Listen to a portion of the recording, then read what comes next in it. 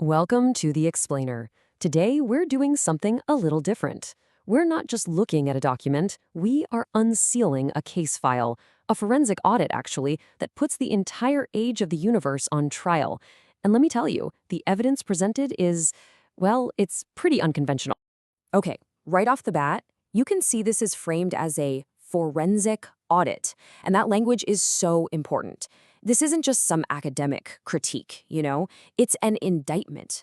The whole thing is presented as this classified case file, like we're about to pull the curtain back on some massive hidden truth. And boom, here it is, the central accusation, the heart of the whole audit.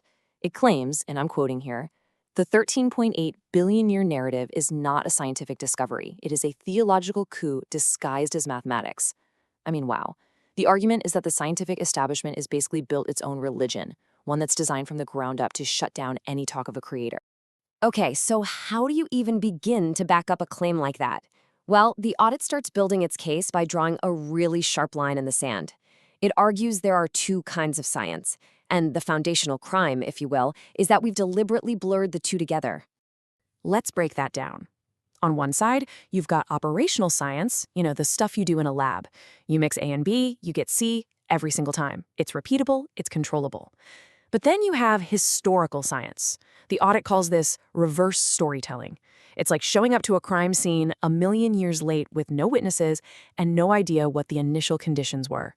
And the core argument here is that cosmology, the study of the universe's origin, is way more like that second one. All right, now we get to Exhibit A. And this is where the audit really starts to throw some punches.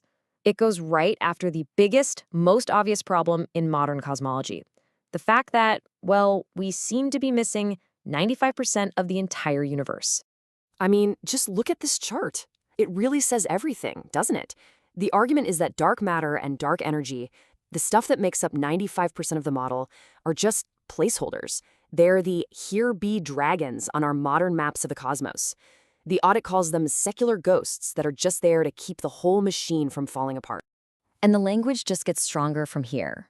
The audit calls this a metaphysical Ponzi scheme to prevent mathematical collapse. I mean, think about that. A Ponzi scheme.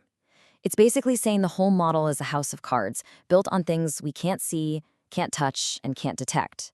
If your company's books were 95% imaginary numbers, you'd be in jail. So if the standard model is a Ponzi scheme, what's the alternative? Well, this is where things get really deep. The audit pivots to Kabbalah.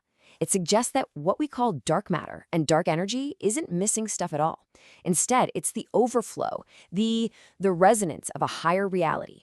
It talks about the Sublime Sefiros, these divine emanations, and the Or Makif, a surrounding light that's so intense our reality can only register its gravitational shadow. So these anomalies, they're not a bug, they're a feature. It's the system overhead of a universe running on a divine operating system. Okay, but hold on. What about the physical evidence, right? What about geology, fossils, all this stuff we're told proves an ancient Earth? The audit sees this question coming a mile away and launches a full-on preemptive attack on those dating methods. First up, radiometric dating, right? The supposed gold standard? The audit points to something called the helium retention paradox. It's kind of like this. Think of these tiny zircon crystals as microscopic balloons filled with helium. Now, over millions and billions of years, that helium should have leaked out completely. But it's still there, a lot of it. The audit claims this is a huge problem for billion-year dates, suggesting the clocks are just broke. The next charge is even more serious. It's about circular logic. The audit claims that carbon-14 dating is calibrated against certain historical records, like tree rings, and then, and this is the key part, it's used to disprove other historical records, like the Torah. It's a closed loop. You're basically creating a ruler and then using it to say your ruler is the only one that's right. It's a parasitic argument. And finally, the audit points to the headlines from cosmology itself. It argues the whole model is in crisis right now. You've probably heard about the Hubble tension, where two different methods of measuring the universe's expansion give two different answers. Or the James Webb Telescope finding these massive, impossibly mature galaxies in the early universe. The audit says these aren't just small puzzles to solve. They're signs that the fundamental story is wrong. The whole thing is starting to shake. So what do you do if the physical evidence is compromised and the math is full of holes? Well, the audit says you have to change the venue entirely. It's time to bring in a new kind of evidence. The argument is, we need to leave the laboratory, which it says has failed us, and enter the courtroom. When physics can't give you a straight answer, you need a witness. The key, according to this document, isn't a better telescope or a bigger equation. It's testimony from a witnessed historical event. And that star witness testimony, it's the event at Mount Sinai. But this isn't described as some quiet spiritual moment. No. The audit presents it as a physical event that tore a hole in reality, a thermoacoustic singularity. It describes the universe going into a frozen silence, followed by a voice blast so powerful it shattered cedar trees. And get this, it caused the immediate collective death of an entire nation, who were then brought back to life by a dew of resurrection. We're talking about a direct physical breach in the fabric of the cosmos. Okay, so that's an incredible story, but how do you verify it thousands of years later? Well, the audit lays out what it calls a formal error-corrected chain of custody. It's a 40-stage transmission ledger, tracking the testimony from Moses at Sinai to Joshua, through generations of sages like Rabbi Akiva, all the way to its final codification in the Talmud. The point is, this isn't just a campfire story. It's presented as a legal record with a verified audit trail. Now, this is a brilliant move, forensically speaking.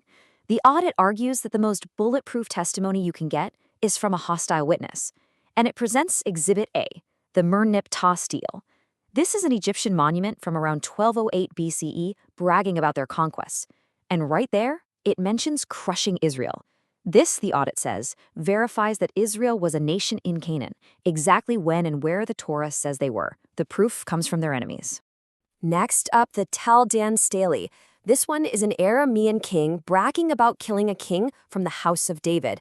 For a long time, skeptics claimed King David was just a myth, a legend. Well, here's an enemy monument from the 9th century BCE confirming his dynasty existed. The audit stamps this one corroborated. And to wrap up the external evidence, we have the Sennacherib prism. This is an Assyrian king's own account of his campaign against Jerusalem, and it matches the account in the book of Isaiah with incredible detail. So here you have Egyptian, Aramean, and Assyrian records, all enemies, that inadvertently authenticate the Hebrew historical record. It's a pretty compelling case for the reliability of the witness. Okay, so we've seen the case against the standard model and the case for the historical testimony. The audit has presented its evidence, and now it's time to get to the final verdict. And it frames this as a fundamental choice, not just about numbers, but about which kind of universe you think we live in. It really comes down to this. On one side, you have worldview 1, the stochastic machine. The universe is a random explosion, an unguided, chaotic process, and the key ingredient it needs to work is deep time, which the audit calls a surrogate creator. On the other side is worldview 2, the directed message. The universe had a functionally mature initialization. It was created whole. The mechanism was a direct speech act from a sovereign author, and its core requirement is an immutable, unbreakable timestamp. One is a cosmic accident in crisis. The other is a high-fidelity signal backed by a chain of custody. So what is the audit's official verdict on the science? It's blunt. It finds the 13.8 billion-year figure to be a syntax error, not a wrong answer, but an invalid question. A mathematical mirage produced by a broken formula. It's not measuring the age of the universe, it's measuring a flaw in the model. And the verdict on the historical record? The audit is just as decisive. It finds the 5786-year record to be a sovereign legal fact, a verified, legally binding timestamp, secured by that continuous, unbroken chain of custody we just looked at. And that brings us to the final statement, the closing argument of this whole audit. It concludes that the secular establishment is guilty of obstruction of justice against the truth, a truly provocative end to a very unusual case file. So the evidence has been presented, now you have to weigh it for yourself. Is this all just a conspiracy, or is there a case to be answered? I'll leave that with you.